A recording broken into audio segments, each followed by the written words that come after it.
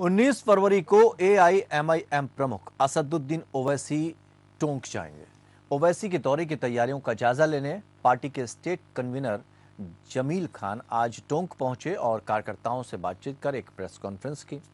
जमील खान ने बताया कि विधानसभा चुनाव की तैयारियों को लेकर प्रदेश दौरे पर वो आ रहे हैं। ओवैसी टोंक में एक जनसभा को संबोधित करेंगे और जामा मस्जिद में नमाज पढ़ेंगे। प्रदेश में इसी साल विधानसभा चुनाव भी होने हैं।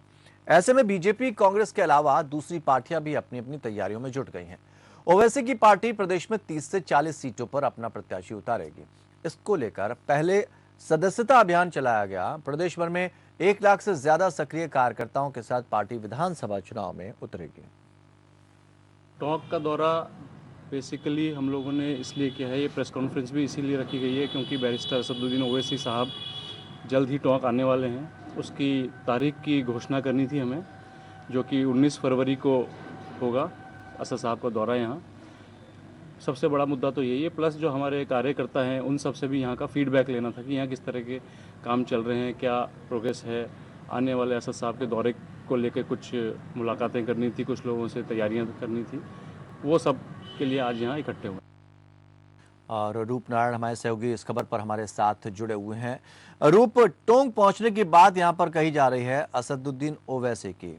सियासी समीकरण के हिसाब से ये देखें तो राजस्थान कितना मुफीद बैठता है असदुद्दीन ओवैसी की राजनीति को लेकर? जी रविंद्र, मैं बताना चाहूंगा कि 19 फरवरी को एआईएमआईएम के प्रमुख जो असदुद्दीन ओवैसी हैं वो टोंक आ रहे हैं। टोंक जो है एक मुस्लिम बाहुल इलाका है और बड़ी बात यह है कि जो उप मुख्यमंत्री रहे थे सचिन पायलट, ये उनका विधानसभा क्षेत्र है जहां से ओवैसी शुरुआत करेंगे। क्योंकि मुस्लिम बाहुलता क्षेत्र है तो मुस्लिम बाहुल वाले क्षेत्रों में इनका ज्यादा ध्यान है और 30 से 40 जिन सीटों की बात कर रहे हैं जहां ये चुनाव लड़ेंगे वो अधिकतर मुस्लिम बाहुलता वाले क्षेत्र हैं जहां पे इनको बहुत काफी अच्छी संख्या में वोट मिलने की उम्मीद है। लेकिन मैं यहाँ बताना चाहूंगा कि रविंद्र, ये जो ओवैसी साहब यहाँ चुनाव लड़ रहे हैं वो सीधा सीधा इम्पैक्ट राजस्थान में कांग्रेस पार्टी पे होगा।